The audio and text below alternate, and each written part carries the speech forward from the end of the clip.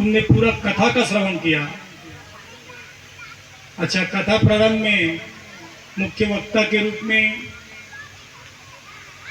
धुंधकारी जब थे और धुंधकारी के निमित्त गोकर्ण जो कथा बताई, प्रत्येक दिन एक नारियल जो निकलता है ये धुंधकारी के निमित्त है, और जैसे ही 7वां नारियल निकलता है तो दिव्य पुरुष का प्रादुर्भाव होता है, ऐसा शास्त्र में कहा गया है। तो यहाँ भी जिसके मुक्ति के निमित्तार्थ हमने यह कथा का श्रवण किया, हमें भी वो दिव्यता प्राप्त होती है जब वो सारगर्भित रूप से श्रेष्ठ श्रोता बन के उस कथा का श्रवण करते हैं। नारद जी कथा श्रवण कर रहे हैं, भक्ति, ज्ञान और वैराग्य तीनों के लिए स्थान बनाए गए हैं।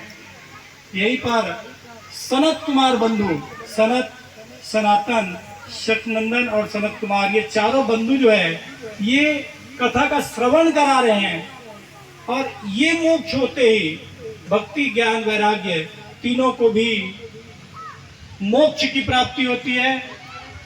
वैराग्य और ज्ञान जहां प्रौढ़ अवस्था में आ गए थे वो युवा बन जाते हैं, और माता जो है प्रौढ़ बन जाती है। जो प्राकृतिक रूप से वो तो राजन को पूछते हैं कि राजन, आपने शुरू दिन से लेके अभी तक कथा श्रवण करी, क्या तुम्हारी मृत्यु हो सकती है? सुखदेव जी महाराज जो है राजा परीक्षित को पूछ रहे हैं कि क्या तुम्हारी मृत्यु हो सकती है? कैसे राजा साहब हैं? हम किथे और नहीं कहने भाई। कथा में तुम्हारी मृत्यु का मतलब है, पूरा सार बताया गया है कि आत्मा अजर, अमर, अविनाशी है। मृत्यु किसकी होगी? शरीर की। कपड़े बदलेंगे, कपड़े जो है वो बदलेंगे, आत्मा के भाव में अंतर नहीं होगा। तो इसलिए पूरे कथा का सार जो है कि हमारी मृत्यु नहीं हो सकती, हमारे शरीर की मृत्यु हो सकती है। इस सार को जानने के बाद आपके अंदर में स्वतः वैराग्य और निर्भयता आएगी। साथ में जो दिवंगत हमारे बीच नहीं है, आत्मिक रूप से हम उनसे जुड़ पाएंगे।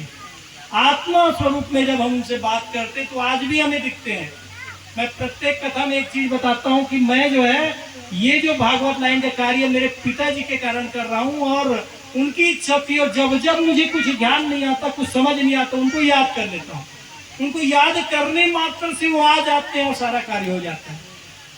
संगीतकार वाले को बता रहा था मैं एक प्रसंग कि हमारे पिताजी जो थे, अपने समय में, हम मुड़पार गांव के रहने वाले, वहां वो रामलीला में राम बना करते थे। 25 साल पहले जब मुझे राम बनने का अवसर मिला, याद तो कुछ था नहीं, सर झुका के सीता के लिए विलाप हो रहा था। खाली 1 मिनट ही बोला होगा, पिताजी माइक को पकड़े पीछे तरफ, आधा घंटा तक पूरा विलाप कर दिए, व्यास महाराज को पता नहीं चला।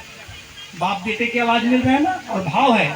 तो ऐसे ही आत्मिक रूप से अगर आप, जो भी परिजन आपके बीच में नहीं है, आप उन्हें याद करते, निश्चित रूप से वो आपको याद आते हैं, दिखते हैं। ऐसे ही एक वाक्यांश मिश्रा जी बता रहे थे कि मुझे महसूस होता है, उनका जब बर्थडे था अभी मिश्रा जी का, तो भैया आए हैं, दरवाजे में आए हैं, देखो तो भैया आए हैं। ये भाव क्या है? अंदर से आता है भाव। हम लोग जो चौक फूटे ना, झाल बोलते हैं जिसको, पैर का निशान, वो क्या है? वो आपके मनों का भाव है।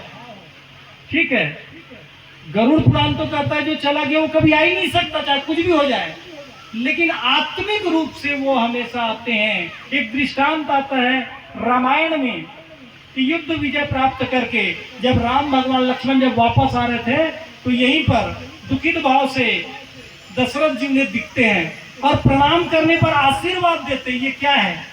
वैसे ही पिंडदान का एक प्रसंग आता है।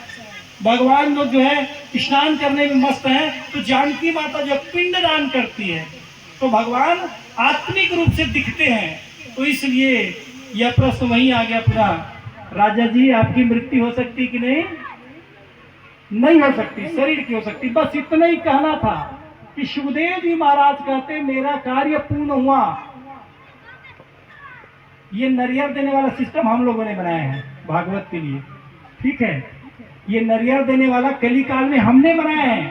सुखदेव जी महाराज को नारियल नहीं मिला था। सुखदेव जी महाराज पूरे ऋषि महात्मा बैठे थे योग्य वक्ते के इंतजार में, ऊंचा ऊंचा आसन बना हुआ है।